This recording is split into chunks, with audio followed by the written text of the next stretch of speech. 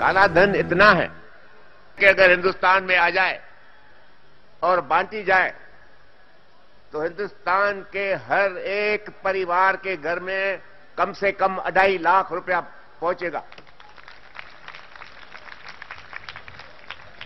कोई गरीब नहीं रहेगा, गरीबी निकल जाएगी। 30 बरस तक एक भी टैक्स डालने की कोई आवश्यकता नहीं। हिंदुस्तान के ऊपर जो कर्जा है वो कर्जा रातों रात खत्म हो जाएगा। इतने करप्शन के घोटाले निकल रहे हैं और एक प्रश्न ये उठता है कि इतना करप्शन क्यों हो रहा है। उसके बहुत सारे कारण हो सकते हैं, लेकिन सबसे बड़ा कारण ये है कि करप्शन करने के बाद कोई भी जेल नहीं जाता, किसी के खिलाफ कोई एक्शन नहीं होता है। तो हमने ये सोचा कि ये पता किया जाए कि कोई जेल क्यों नहीं जाता, एक्शन क्यों नहीं होता किसी के खिलाफ करप्शन करने के बाद। तो जब हमने सारे कानून पढ़े तो पता चला कि जो हमारे कानून हैं उनके अंदर बहुत ज्यादा प्रॉब्लम है और जो हमारे एंटी करप्शन एजेंसीज हैं उनके अंदर बहुत ज्यादा प्रॉब्लम है। सेंट्रल गवर्नमेंट में ले दे के केवल 2 एजेंसीज हैं, CVC and CBI. CVC central vigilance commission वो केवल एडवाइजरी बॉडी है, इंडिपेंडेंट बॉडी है लेकिन एडवाइजरी बॉडी है, वो सरकार को केवल सलाह देती है। तो एक फॉर्मर सीवीसी से मैंने अभी 10 दिन पहले बात की, उनसे पूछा कि सर आपके पूरे 5 साल के कार्यकाल में आपने जितनी एडवाइस दी गवर्नमेंट को, गवर्नमेंट ने आपकी एडवाइस मानी क्या? तो उन्होंने कहा कि जब जब मैंने प्रोसिक्यूशन करने के लिए बोला तो गवर्नमेंट ने एक भी केस में मेरी एडवाइस नहीं मानी। जब जब मैंने उसको डिसमिस करने के लिए बोला तो गवर्नमेंट ने केवल वार्निंग देकर उसको छोड़ दिया। तो इसका मतलब 5 साल में जितने ऑफिसर्स को जेल जाना चाहिए था और जितने ऑफिसर्स को नौकरी से डिसमिस करना चाहिए था अकॉर्डिंग टू सीवीसी, उन सारे ऑफिसर्स को वार्निंग देकर छोड़ दिया गया। तो he himself said that CVC is no deterrent. CBI has the powers but CBI is completely controlled by the government. किसी भी ऑफिसर के खिलाफ इन्वेस्टिगेशन शुरू करने के पहले उसे गवर्नमेंट की परमिशन लेनी पड़ती है। किसी भी ऑफिसर के खिलाफ मुकदमा प्रोसिक्यूशन लॉन्च करने के पहले they have to take permission from the government. CBI में अगर कोई अच्छा ऑफिसर हो और अगर वो अच्छी इन्वेस्टिगेशन भी कर ले तो उसको रिप्रेजेंट सरकार के लॉयर करते हैं जो लॉ मिनिस्ट्री के अंडर में आते हैं। तो CBI is completely a puppet in the hands of the government. तो सीवीसी है वो इंडिपेंडेंट है, उसके पास पावर नहीं है। सीबीआई है उसके पास पावर है, वो इंडिपेंडेंट नहीं है। तो एक ऐसा जाल बना दिया है सरकार ने, ऐसा स्मोक स्क्रीन बना दिया है सरकार ने कि कोई किसी के खिलाफ एक्शन हो ही नहीं सकता। हांगकांग में 1970s में बहुत ज्यादा करप्शन थी और उसकी वजह से पुलिस और माफिया के बीच में गांठ हो गई and the crime went up very high. As a result lakhs of people came on the streets and the government had to set up an independent commission against corruption and the government gave complete powers to the commission to take any action। तो पहले shot में उस commission ने 107 में से 103 police officers को dismiss कर दिया। तो the message went that the corruption will not be tolerated anymore and today only because of this ICAC, Independent Commission Against Corruption, Hong Kong is one of the most honest countries in the world.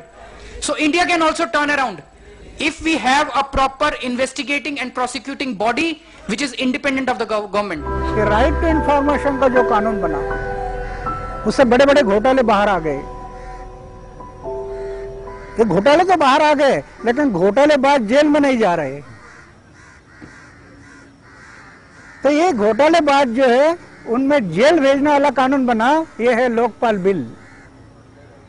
ये जो घोटाले करने वाले लोग हैं ऐसे सख्त कानून बना कि मंत्री और वरिष्ठ ऑफिसर जब तक जेल में नहीं जाएंगे तब तक करप्शन को ब्रेक नहीं लगेगा। हमने जो लोकपाल बिल ड्राफ्ट किया है इसको बनाने में जस्टिस संतोष हेगड़े, उनको सब लोग जानते होंगे, कर्नाटका के लोकायुक्त हैं, who has waged a war against corruption in Karnataka.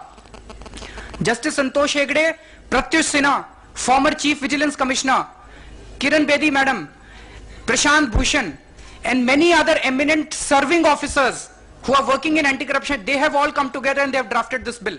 Though this bill can work. प्रधानमंत्री कहते हैं कि हम भ्रष्टाचारियों को बड़ा सख्त दंड देंगे। तुम दंड तो दोगे प्रधानमंत्री, तुम्हारे पास डंडा तो है नहीं। बर्दाश्त नहीं करेंगे इस तरह का, बहुत हो गया।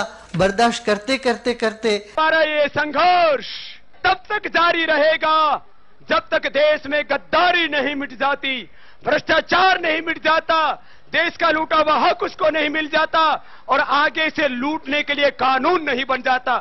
स्वामी जी, संघर्ष करो, इस देश के मुसलमान आपके साथ हैं, आखिरी सांस तक हैं, खून के आखिरी कतरे तक आपका साथ देंगे। करप्शन के खिलाफ आवाज उठा रहे थे, कोई लिख रहा था, कोई समझा रहा था, कोई धरने पे बैठ रहा था, कोई फास्ट पे बैठ रहा था, कोई टेलीविजन के थ्रू लोगों को अवेयर कर रहा था। लेकिन आज आप देख रहे हैं कि हम लोग सब मिलके एक आवाज बन रहे हैं।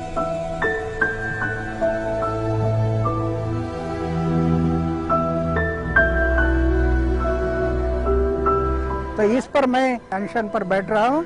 ये आजादी की दूसरी लड़ाई है, अभी ये लड़ते रहना है। जो अच्छे सच्चे नेता हैं उन सबका अभिनंदन है, जो अच्छे सच्चे नेता हैं उन सबका अभिनंदन है, उनको 100-100 बार नमन है, मन प्राणों से वंदन है। जो सच्चे मन से भारत माँ की सेवा कर सकते हैं, हम उनके कदमों में अपने प्राणों को धर सकते हैं, हम उनके कदमों में अपने प्राणों को धर सकते हैं। लेकिन जो कुर्सी के भूखे दौलत के दीवाने हैं, 7 समंदर पार तिजोरी में जिनके तहखाने हैं, जिनकी प्यास महासागर है, भूख हिमालय पर्वत है, लालच पूरा नील गगन है, 2 कौड़ी की इज्जत है, इनके कारण ही बनते हैं अपराधी भोले भाले। वीरप्पन पैदा करते हैं नेता और पुलिस वाले, वीरप्पन पैदा करते हैं नेता और। केवल 100 दिन को सिंहासन मेरे हाथों में दे दो, केवल 100 दिन को सिंहासन मेरे हाथों में दे दो, काला धन वापस ना आए तो मुझको फांसी दे दो।